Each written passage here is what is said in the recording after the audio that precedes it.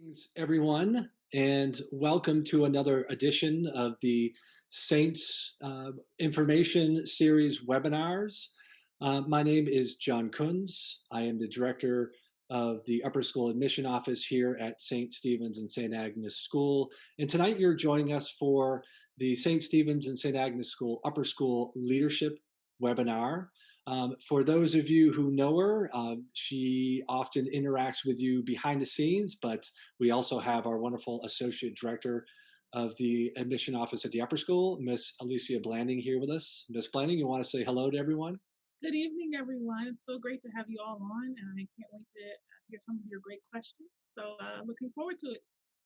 Great, thanks, Miss Blanding. And for those of you, just so you know, tonight is an opportunity really for you to have a conversation via questions with our upper school leadership team. We have 5 members of our upper school leadership team who are joining us tonight, who are here to introduce themselves to you and to answer some of your most pressing questions at this juncture in the admission process for you moving forward. So if you were thinking that this might be something that is more of a nuts and bolts um, type of webinar, that is not going to be the case for this evening. However, remember that all of our webinars are recorded, and the open house webinar is definitely available for you in our Saints webinar library. So you can access that at any time, and that will really provide you with a lot of the nuts and bolts that you might be interested in learning more about for the school. But for tonight, again, really a chance for you to dig in and ask some pointed questions about the upper school experience and life at the upper school with our upper school leadership team. So without further ado, it's my pleasure to hand it over to our team who is joining us here tonight.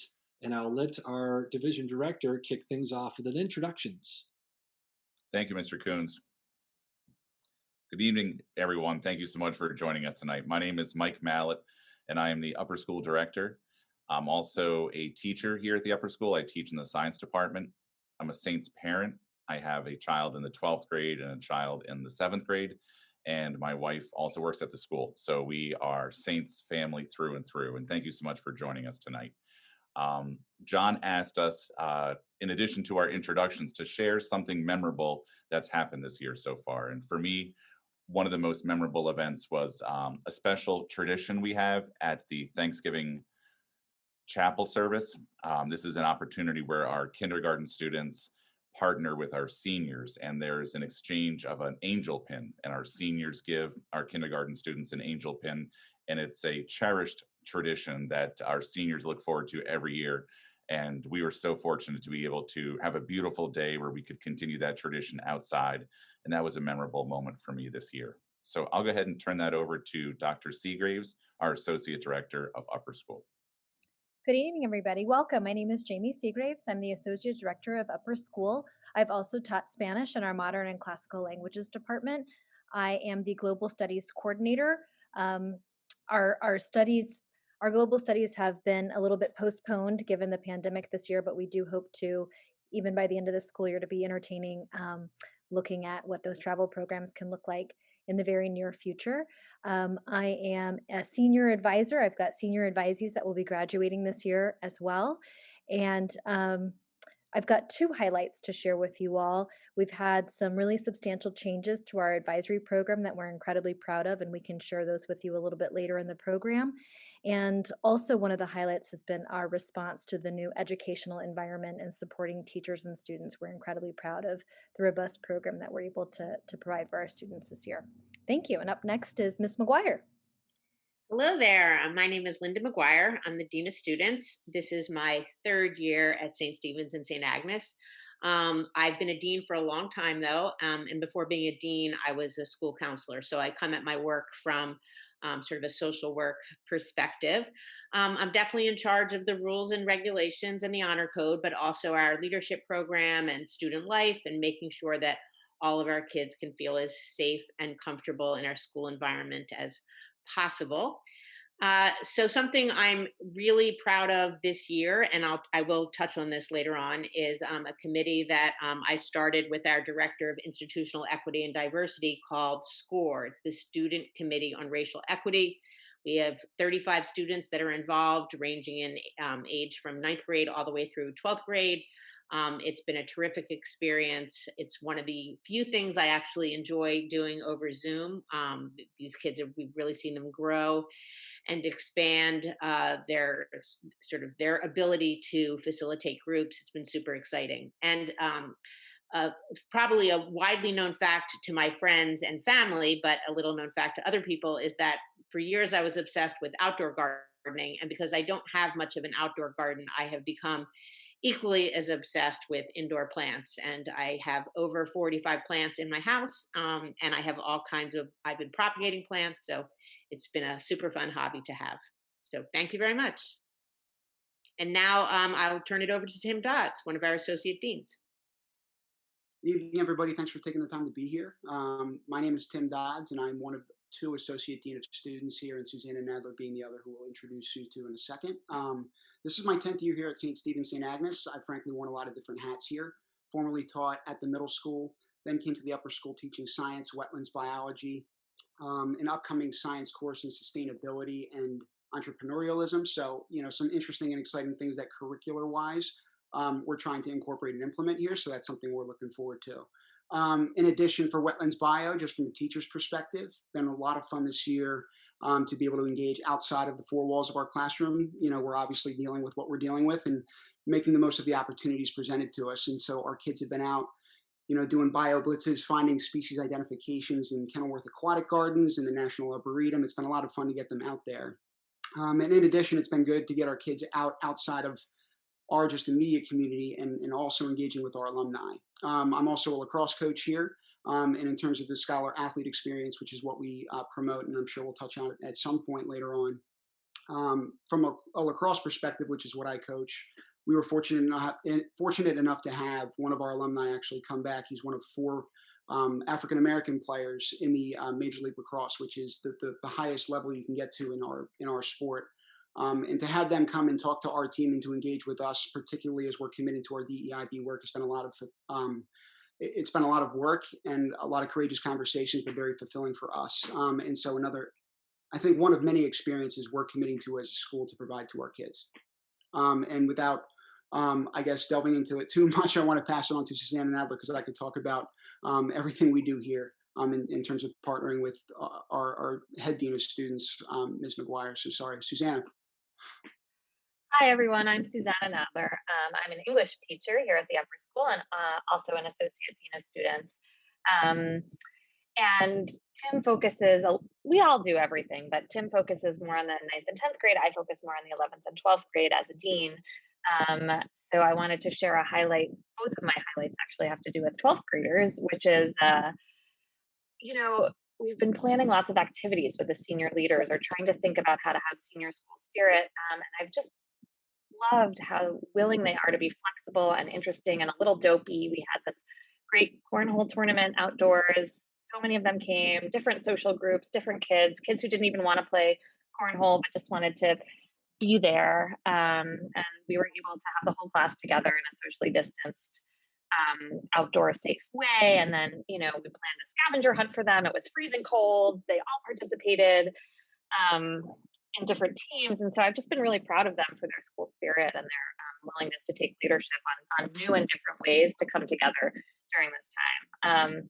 The other one is from my English classroom. I teach 9th and 12th grade English, and I had my seniors do a project just last week called the Be Ms. Nadler project, where they pick the reading, they assign it, and then they teach the whole class. And it was so fun to kind of train them on teaching and talk their lesson plans through with them. And they really said they loved having the power there. And they were also learning about hybrid teaching, which is something I'm learning about too. And so it's just this really fun role switch to have with them.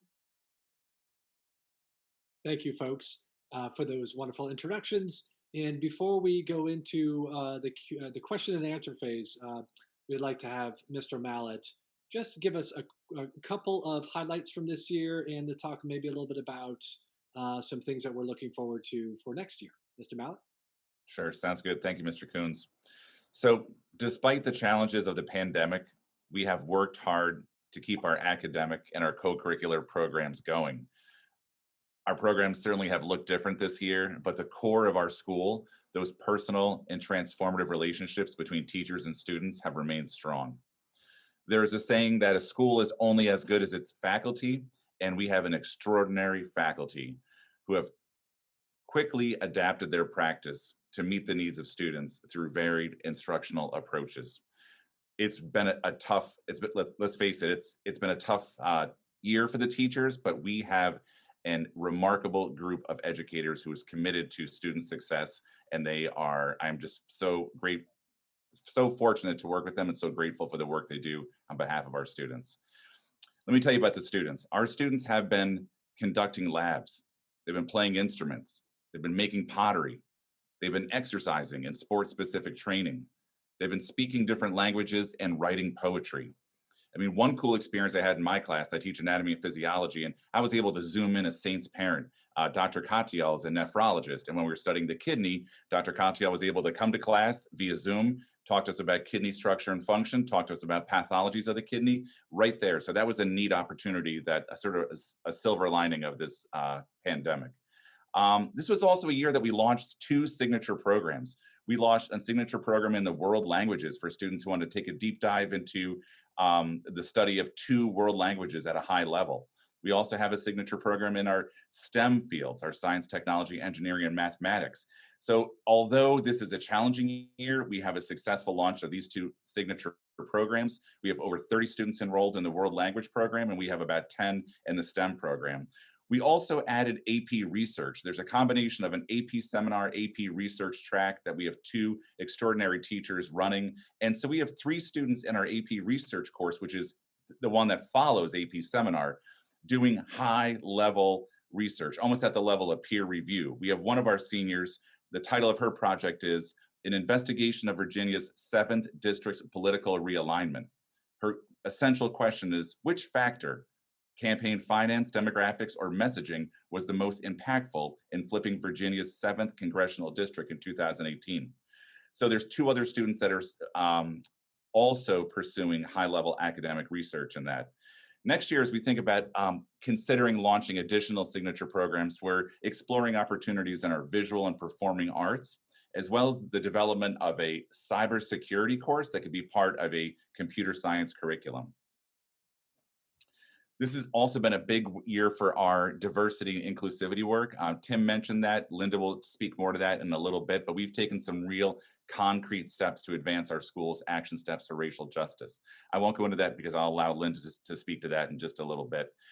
And I think what's also special is this school is big on traditions. It is really, they cherish the traditions that make up our school. In fact, our yearbook is called Traditions. And so we have been able to think creatively and reimagine what these traditions could look like in order to give the students that Saints experience. Early in the year, we were able to do some outdoor chapels for our seniors. We have these things called chapel talks where our seniors speak about a transformative moment in their life, an obstacle they overcome, a message that they want to share with their classmates. It is one of the most beautiful things here. It was a really intimate setting with the senior and their class outdoor, socially distanced on the football field. We had a few of those outdoor senior chapels. We were able to move the senior lounge outside to have an outdoor senior lounge. And then Susanna Nadler talked about some of the fun social events that we've done as well. So it has been certainly a year with challenges, new challenges every day, but we have an outstanding faculty, a superb academic program. We have adults who are committed to the academic as well as social and emotional growth of children. And so it's been a successful year, and I can't wait until we can move back into something that we remember from yesteryear. But so far, so good. Thank you, Mr. Coons. And thank you, Mr. Mallett. And without further ado, what we're going to do now is we're going to go right into our questions and answers phase of this webinar. This is a great opportunity for you, for anyone who is part of this webinar as visitors this evening, to ask some questions. And here are some pictures that might help spur some questions from you. We did receive a number of questions um, prior to this webinar that we are going to jump into. And if you think of other questions as you are hearing and listening to the information and the answers that arise from these questions, please do add those into the Q&A. We will field those questions and we will do our best to answer those questions for the next half an hour. So without further ado, the first question is I think it's I can answer a little bit of this, but it's really about new students coming to the upper school and also the transition, the experience around the transition. How many students do you typically add to the upper school, and how do you help them transition into a new community? That first part of the question, in terms of the numbers, that's something that I can answer for you. But usually we add around 40 new ninth graders to the upper school every year.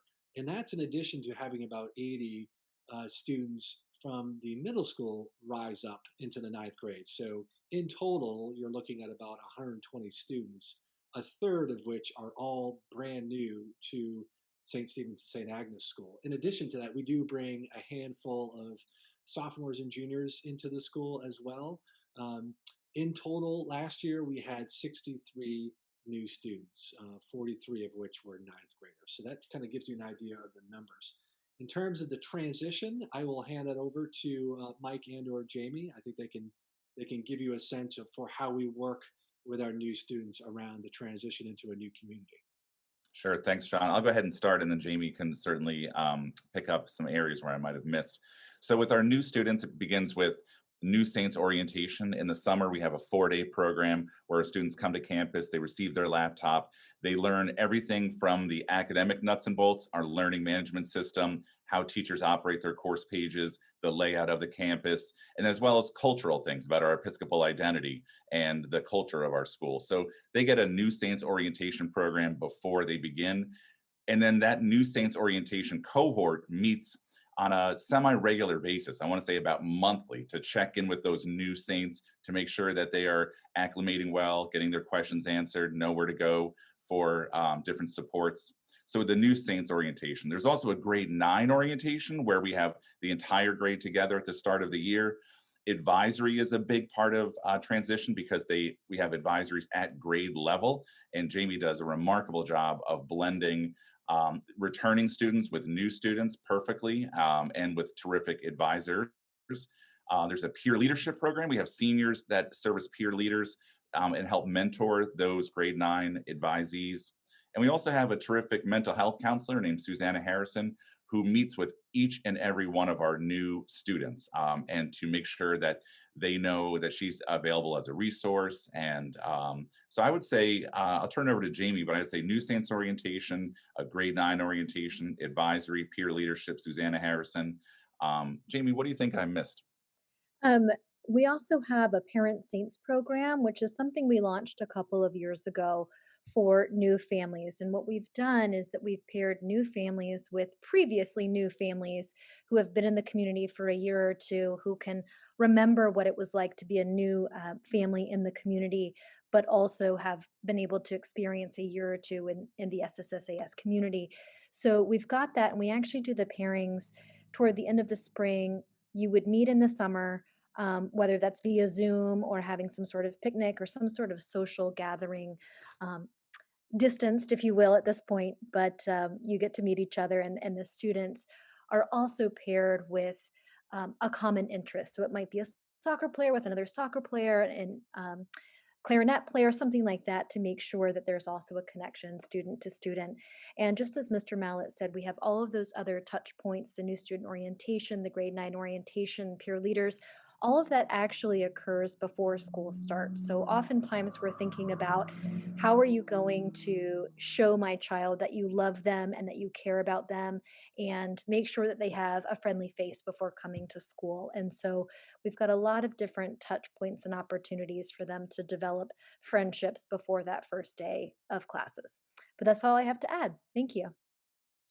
Thank you, folks. And the next question is rather similar, but it adds a little bit of a different bend to it. Um, how well do new students fit in with students who have been at St. Stephen's and St. Agnes School for a long time? So I'll start, and then I can open it up to anyone else who wants to chime in. Um, Listen, it happens the best when they get involved. Like, we really need to encourage our students who are new to the school to get involved. Our head of school likes to say, this is a special place because it's a small enough school where we know every one of our students, but there's exceptional opportunities, broad opportunities, everything from clubs to service to vestry with the Episcopal identity to athletics to arts. So I think the key in terms of, John, if the question is how well does a new student sort of like adjust to the school where there has been a number of students who have been at the school already, it's getting involved. And because when you get involved, then that's how you form your friendships. And so our advisors would encourage students to get involved, like I said, in chorus or an after school visual art program, athletics, service. The worst thing we want to do is have a kid just come to school and then go home. If they come to school and go home, they're not going to meet friends. They're not going to get connected to their teachers or their classmates. So the key there to have a smooth transition into the school is to get involved. Now, I think a lot of families will say, well, we want to take the fall off to get the kids' feet on the ground. We want to make sure we're adjusting to the academic expectations. So we're going to have a slow start to their experience. I can understand the logic in that, but that's going to make it hard for the kid because they're going to not be connected to the different programs that we have here. And I think the value in an independent school are those exceptional co-curricular opportunities. That's my take on it, but I welcome any other team member if they have some different perspectives. Yeah, I have a couple things to add. So I think for new ninth graders, it's developmentally really appropriate that students coming from the middle school begin to break up those middle school cliques. And so most new ninth graders pretty quickly will find their way into different ninth grade friend groups simply because that's the kids from the middle school. They might cling to each other at the beginning because they know one another, but pretty soon they're ready to expand. And that seems to be inevitable. It doesn't seem to be, and we don't need to make that happen. It happens naturally. And then I think with older students, I find our kids to be really friendly. They really care about one another.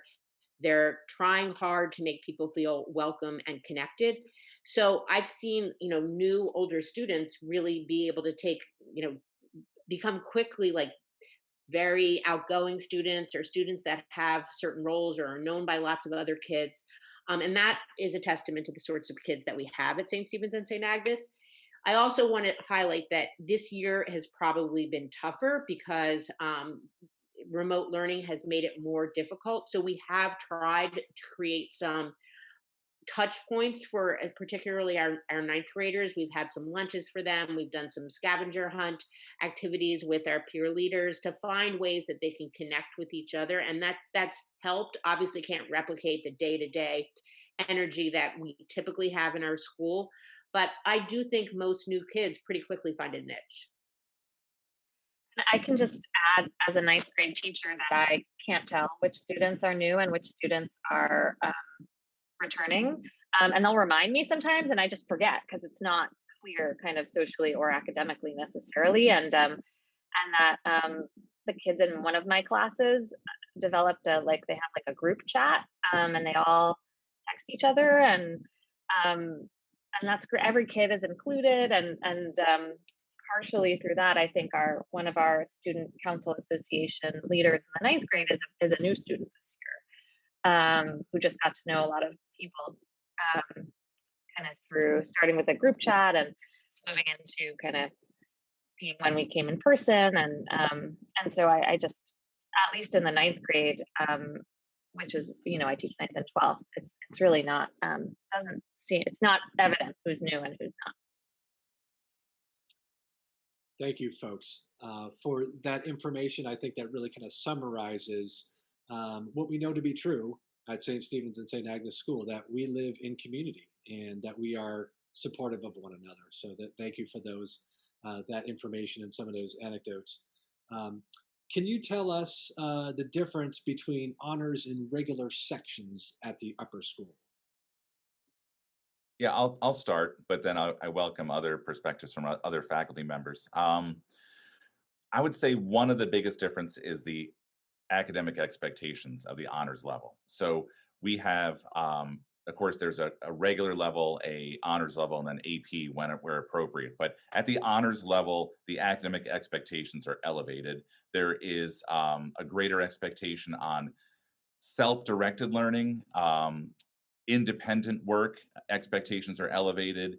There's also an opportunity to take a deep dive into a fewer number of topics and then more of a um, somewhat superficial survey exposure to a number of different topics. So I would say the biggest difference is going to be the pace of the course, the elevated academic expectations, the reliance on self-directed learning and independent work. I think sometimes the students who are enrolled in the honors sections are going to be asked to wrestle with things more. They're going to be asked to rely on their skills of interpretation and academic fortitude. And I think those are some of the primary differences between honors and AP. But I welcome, Tim or Susanna from other experiences that you may have had, if there's something I may have missed.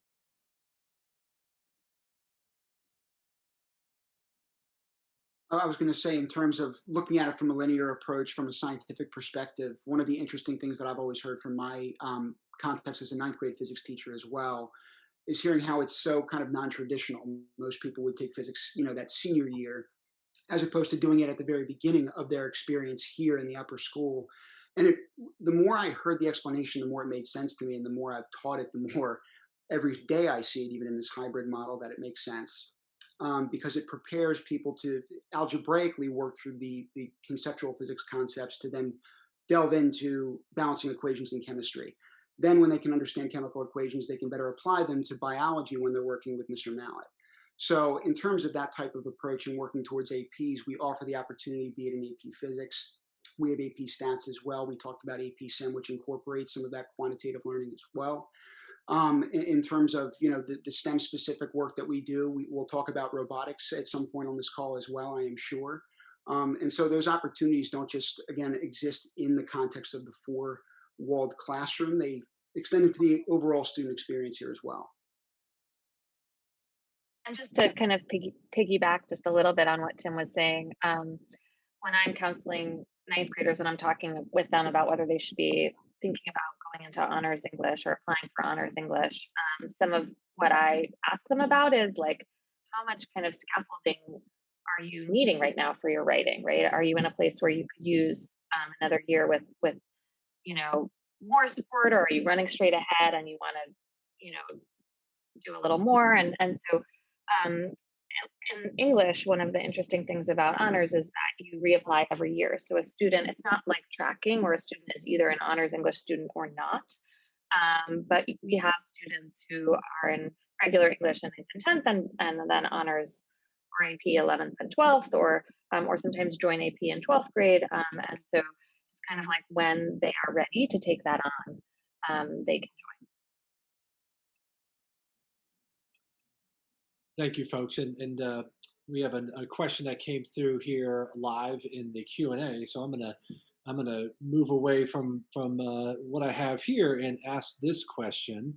What is the best way for a parent to stay informed of a child's progress or their work, but not interfere with a child's task? Yeah, I'll start, and then I welcome the thoughts of others. I mean, I think we have a almost a yearly conversation about, should we do the open grade book or should we not do an open grade book? We don't have an open grade book, which some schools, maybe the schools that you're coming from, do have an open grade book where you can see the students' scores on each and every assignment. One of our primary goals is to develop responsibility, self-advocacy, and really having the child take charge of their education. And so, but we can couple those objectives with regular reporting of a child's academic progress. So for example, our academic year is broken up into 2 semesters. We have the fall semester and the spring semester. They're about 18 weeks long. So about every 4 weeks, classes, that's probably somewhere between 8 and 10 classes.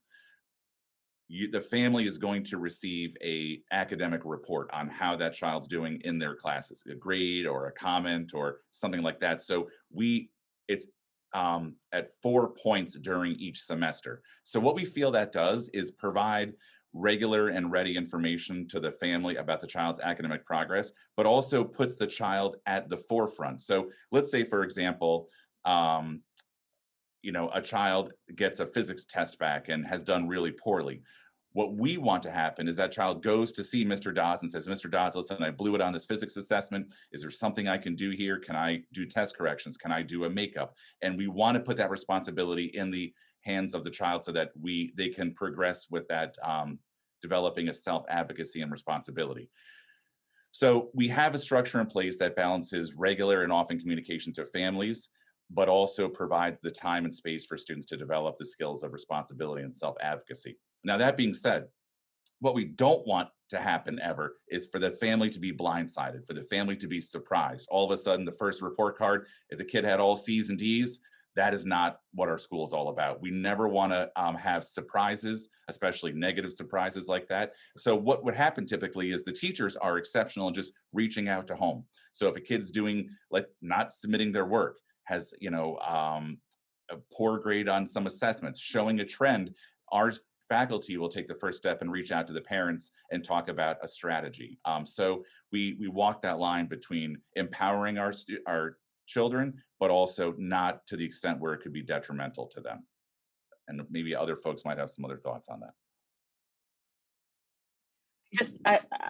I just want to add that in terms of that balance, often what I'll do, and I know a lot of other teachers do, is after I meet with a student to talk about a grade or a revision, then I'll say, and I'm going to write an email to your parents about this, and then I'll write the email saying I met with the student, we talked about it, he's submitting a revision, here's when it's due. So that's usually a good way for me to balance letting the student kind of be in charge, but also informing. And John, one last thing before. So it's also our grade 9 teachers work with our youngest students different than our grade 12 teachers. And Susanna, again, probably has a lot to say about this. I mean, when you're in grade 11 or grade 12, there's likely less parental contact because now those kids are so close to being launched and going off to college. When you're in grade 9, parent contact is really often regular and frequent because these are the kids that are developing those skills and they are in need of the most support as they transition to high school. I mean, Tim teaches a class, physics, and he mentioned earlier our science curriculum goes physics, chemistry, bio, and that's a class that a lot of kids are scared about. As freshmen, they worry about the complexity of physics, and we have an exceptional group of faculty there. But they have mechanisms in place so that the students, if they do poorly, they have an opportunity for a test correction or a retake, and that happens in English, that happens in in history. They could do like a pre-writing example so there are plenty of opportunities for kids to, especially at the younger levels, to to develop the skills that are going to result in good grades as well. So I don't know if Tim or Susanna want to give any anecdotes on that. Yeah, I guess the personal anecdote, and I'm full of, I feel like what I call fortune cookie wisdom with my kids, but I always say I'll go to war for the workhorse. And we provide opportunities in that self-advocacy and in that communication that we're really trying to build. It's that soft skill development that's going to benefit them at the next level. And when we say we're a college preparatory environment, it's not just in terms of academic proficiency, it's in terms of, worldly proficiency. It's in terms of engaging with the broader world in a meaningful way. And in a way that the kids can get behind as well. And so that's my personal experience with it. I think the kids take advantage of it when you offer them. Yeah, and I just want to share that I had optional revisions on the last major essay assignment my ninth graders did. And in one class, all but 2 kids used it. And in another class, all but 4 kids used it. Students who had gotten good grades, right? But they were still doing those revisions because that's the best way to learn about writing and because it feels like something they can do. And they were all meeting with me about their revisions. And part of me was like, wow, I have to regrade your paper now and you got a B+. Like, but I was so proud of them. They really So yeah, those opportunities are such an important part of learning, learning about writing and learning what kind of process works for you for paper writing. And so we take it really seriously, I think in all grades, but especially in ninth grade. Thanks, folks. It just goes to show the type of master teachers we have here at the school, as represented by Ms. Nadler and Mr. Dodds. Um, Next question is kind of along the diversity, equity, and inclusivity line of thinking. How is diversity, equity, inclusivity, and belonging? How is that work integrated into your program at St. Stephen's and St. Agnes School? So I'll answer that question, but I just want to say that my partner in crime in all of these things is Kiki Davis, who's our director of institutional equity and diversity, and she and I have partnered quite a bit around these topics. So, first of all, prior to this year, there was a robust affinity group program. We often had outside speakers, and we had a forum program where students could have forums on topical issues around all kinds of things, but I think frequently it would crop up around diversity and equity issues. We also have sent kids to the Student Diversity Leadership Conference, which is part of the People of Color Conference every year, and we bring faculty to that as well. Certainly, with all that had happened this past June, we, like most institutions, wanted to have a strong institutional response, but not just because we wanted to react to things, but because we knew that we needed to have things in place for the future so that we weren't always just reacting, that we could actually build in response mechanisms and create sort of a healthier student culture around these issues. So a couple of things that we've done this year. The one that I spoke about, in terms of, the thing I'm most excited about this year is SCORE, which again, it's the Student Committee on Racial Equity. You had to apply to be part of it. It was sort of a rigorous application process in that we did ask students to choose a reading of some sort and do a thoughtful response, and also to talk about what they could bring to the committee. Since that point, we've met every Tuesday. These students, we got them some outside training on how to be facilitators. This is a really diverse group of students. Everybody has a voice at the table.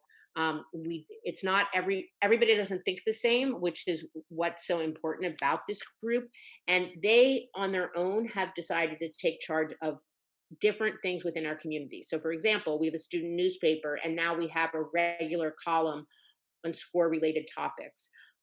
We've always had this forum, opportunities, but now SCORE is the one sponsoring forums. So today, in response to what happened yesterday, we had a SCORE sponsored forum. Over 100 students participated, run entirely by students with very little assistance from faculty, giving lots of room and space for students to have their feelings, to feel like they are heard, and hopefully to be developing safe avenues for kids to really express how they're feeling.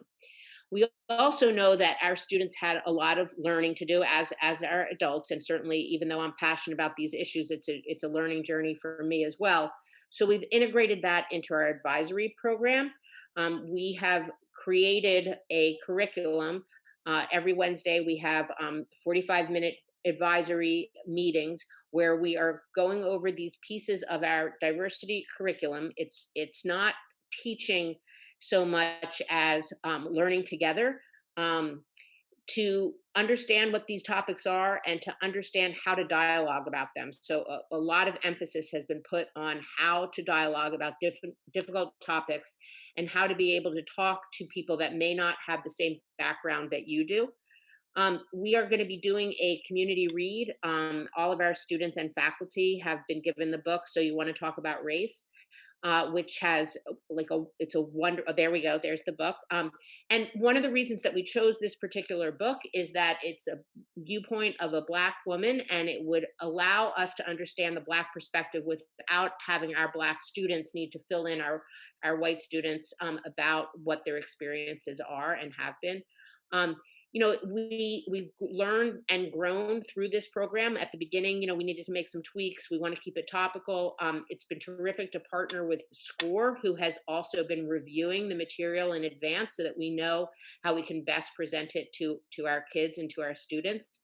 We still have an active affinity group program, and we just had um, a bunch of participants at the Student Diversity Leadership Conference who I think were as enthused doing it over Zoom than they've even been in person. And now that we have these different pathways, like we have SCORE and we have these more active forums, we can bring back those leadership topics to our community. Now, SCORE isn't just for this year. SCORE is going to be part of St. Stephen's and St. Agnes for forever. And it will be an important and integral part as we grow and develop, because we know that these topics shift and change. So, we are committed as a faculty. We know that our faculty need to be doing learning as well. And so we've been doing that this year. We have a steering committee, and we've developed programs around family groups so that faculty have an opportunity to learn and grow with a small group of committed people that they meet with regularly. So it's an exciting time for us. It's a challenging time for us, but we've got really deeply committed faculty, and we have really deeply committed students as well. Thank you, Ms. McGuire, for that excellent explanation of kind of where things are at the upper school with our DEIB work.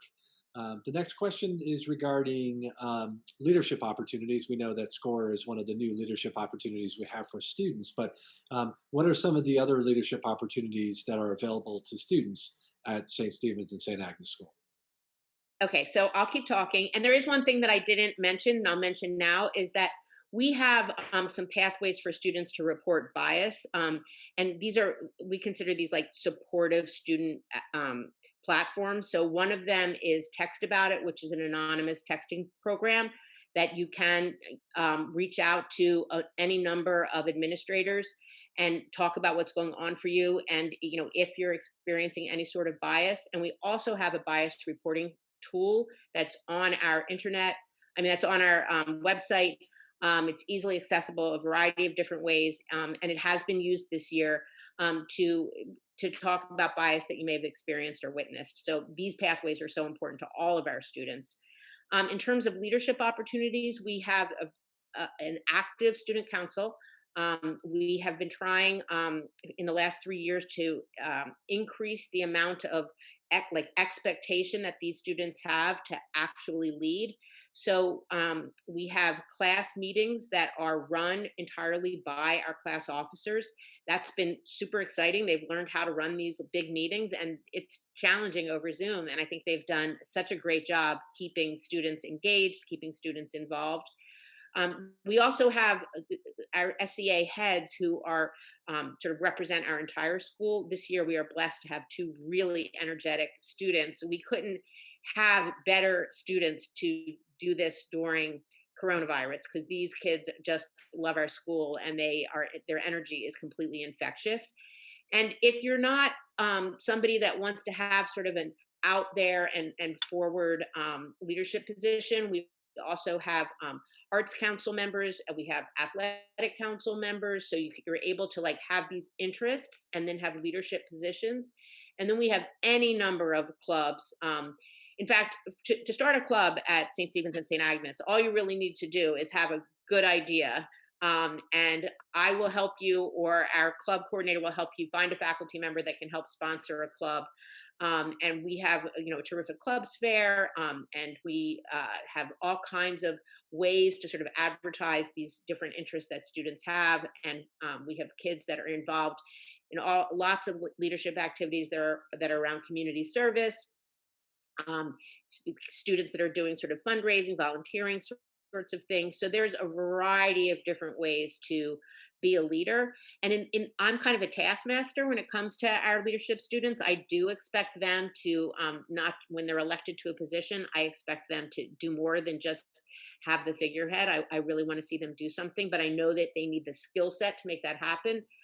So I've been trying to help them understand what that means. Again, challenges during remote learning, but if anything, I think we've seen some students take more leadership because they kind of have a captive audience over Zoom. So it's exciting. It's an exciting leadership program. I'm always looking for ways to expand it as well. So if somebody has a great idea, just come to me and we'll make it happen. Thank you, Ms. McGuire. Kind of switching gears a little bit, we have a question in about our advisory program. I think that we had that was mentioned earlier. I think both Mike and Jamie had mentioned a little bit about advisories. How are advisories comprised at your school? Are they randomly organized? How do you actually pair the students into advisories? Yeah, thanks for the question. I oversee putting together the advisory program. Our advisory program actually starts off freshman year. It's typically a group of anywhere from 6 to 9 students paired with an advisor, and you actually walk through high school with each other. So that program is a 4-year program where you are with the same students and the same advisor for the duration of high school. The way that I actually pair them together, I'm looking at a couple of different things. I take a look at students' interest, whether that's academic interest, extracurricular interest, and whatnot, and I'm making sure that there is some overlap with the interest of the adult. So I always make sure that there is going to be some sort of connection between the advisor and the student, as well as other students in the group, because we want to make sure that there is a nice cohesive dynamic. Um, I always make sure that there are at least 2 new students in each advisory so that, again, we talked about wanting to make sure that they have a fast friend before they come into school. Hopefully, it would be that person in advisory, but of course, other students as well in the freshman class or the graduating class that they're joining. Um, let's see. We also make sure that it's a nice, diverse group in terms of several different identities that students might have to make sure, again, that there's a cohesive group of students that also work really well with the advisor. They are not put together at random. I don't just pick a number for a kid and put them together. It really is a very meticulous, cared for process that happens during the summer. I also partner with Miss McGuire and Miss Davis as well to make sure that our groups look really good together and that it is going to be a good dynamic. I welcome parents to reach out, have a conversation with me, let me know more about your child. I do try to interact with them in any sort of the gatherings that we do have, as well as the interest that they report in their admissions file and whatnot. But I'm always happy to have conversations with parents too to understand and learn more about your child. Thank you, Dr. Seagraves. Another question we have here is, can you tell me more about the process for placement in math classes and world language classes at St. Stephen's and St. Agnes School? I'll answer that question again. Or did you want to, Mr. Mallet? No, I mean, I'll start just by saying for freshmen, there's 3 classes for which there aren't different levels in grade 9. So physics, all our grade 9 students will take physics together. They'll take world history together, and they'll take English 9 together. So the other 2 core disciplines, world language and mathematics, they'll vary based on their interest, their previous experience, and their academic aptitude. So I'll let Dr. Seagraves kind of talk about placement.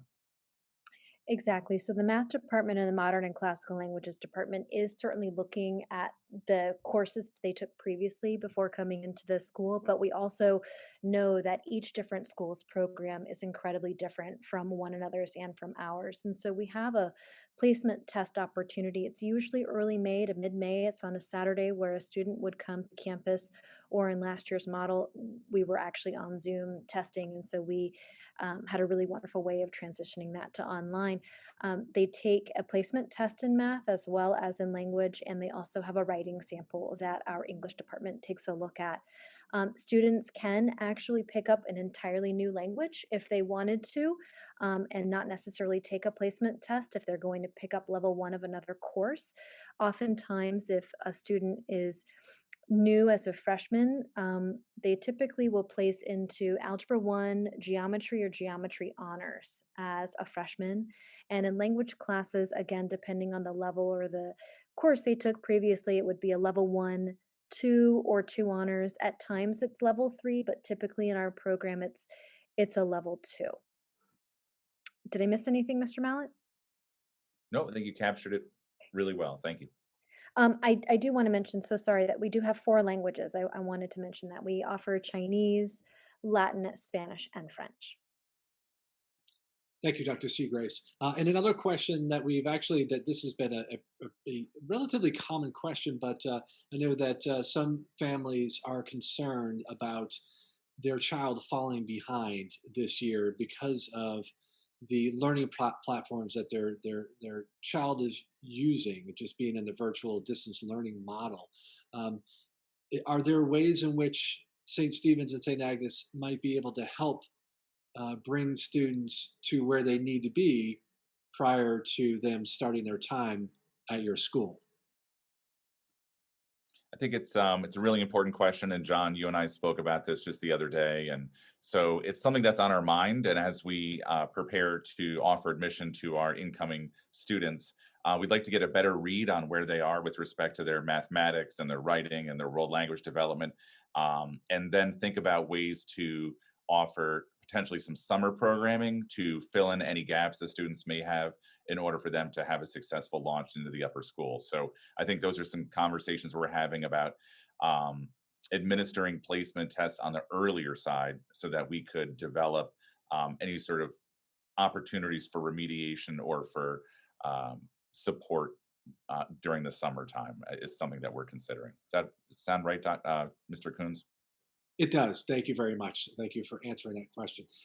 And the final question, I think, can be a bit of a round robin question. It's a pretty simple one. You all might have something different. You all might have something somewhat similar. But what do you feel is the greatest asset present at St. Stephen's and St. Agnes School? I'll go last. Well, I want to go first because I'm going to say what everyone's going to say, which is the community. Just what Linda was talking about, I was just thinking about everything she was saying about the students who want to take leadership roles and how we all know all the students. So even if I've never taught them, they can come to me and say, "Hey, will you advise my creative writing club? I want to work on this thing about service. I hear that you care about this too. Can you help me?" And just our loving community and our sense of knowing each other at a deep level, our commitment to that makes even these hard times feel feel okay. Well, I'm the dean of students, so I really, I'm in it for the kids, and 100%. And to me, it's the kids, and I stand outside every single day and say good morning to students as they come in, and I get to see kind of what they bring with them, what kind of energy they bring with them, and it's really wonderful to see that our kids are polite and kind, and we've all, I'm in a mask now, and we've got new students, and they probably don't even know who I am at this point. They just know I'm this woman that's like there and sort of greeting them, and they smile. I can see it underneath their mask that they're smiling to be greeted. And when I first arrived here 3 years ago and sort of had what felt like big shoes to fill, because the person who'd been in my position had been here for quite a long time, and he was really well known, and the students were so welcoming to me. That summer when I started, kids would come in that were there for summer activities, and they would ask to come in and meet the dean of students, who's like in charge of discipline and that sort of thing, just to say hello. And that's the energy that I think that we have. I think that these are kids that are really, they want to be at St. Stephen's and St. Agnes. They are proud to be saints, and you can feel that. Along the same lines, I was just going to say it's hands down for me the relationships that everybody has with each other. We care about each other. The faculty are going to bend over backward to meet a student where they're at and make sure that they are on a path to success, whatever that might mean. Whether they're going to meet with them at lunch, meet with them before school or after school to give them that one-on-one attention as appropriate. We also have a wonderful support system in place. I work very closely with the dean's office, of course, with our mental health counselor, our chaplains, and our learning specialists in the academic center, because it's not just one person who has their eyes on these students. And so we're all working together along with the advisor and each other to support them. And it's the relationships that we have together as adults, together with the students, and the students with each other. And so it's really, really a wonderful place to be.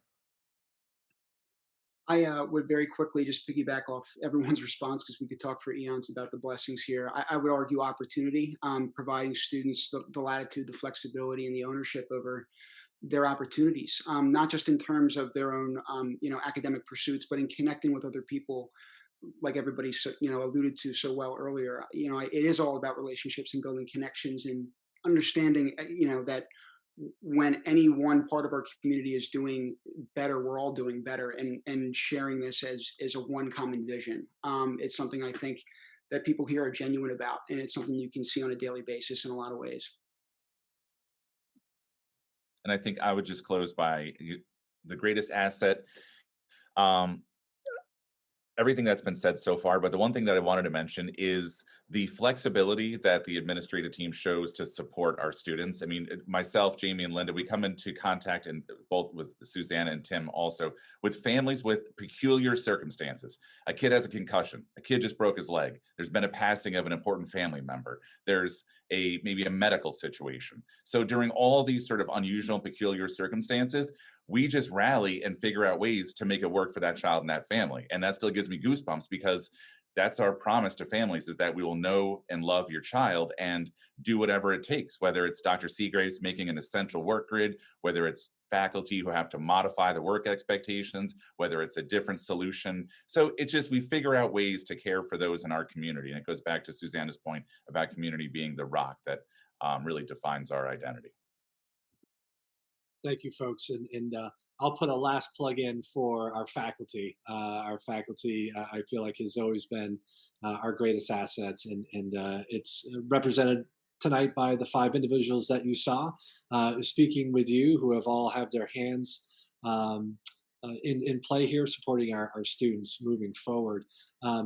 Just to close out this evening, we're going to go over just a couple of tips for you in terms of our future admission events. We will have some virtual shadow visit dates coming up. You will receive emails from Miss Blanding if you qualify at this stage in the process for a virtual shadow visit. You'll have a number of different opportunities for those visits, so don't worry, there's plenty to go around. Coming up this Tuesday will be our Modern and Classical Language virtual webinar that will be led by our department chair of Modern and Classical Language. And then on January 15th, it's right around the corner, is the application deadline. So don't forget, we're coming up at the end of the process here to get that information into us. Then to round out the month of January, we'll have our college counseling virtual webinar. You'll have a chance to meet our 3 amazing college counselors, and they'll be able to tell you why our students are so successful when they leave our school and enter into their college years and beyond. And to wrap things up, in early February, we'll have the Arts at St. Stephen's and St. Agnes School virtual webinar. As always, it's a pleasure to see all of you here. We greatly appreciate your attendance this evening and giving us the opportunity to answer your questions and to provide you with more information as to why St. Stephen's and St. Agnes is such a special place. And we'll close out by saying it's always a great day to be a saint, and stay safe and stay well. Thanks again for joining us tonight, folks.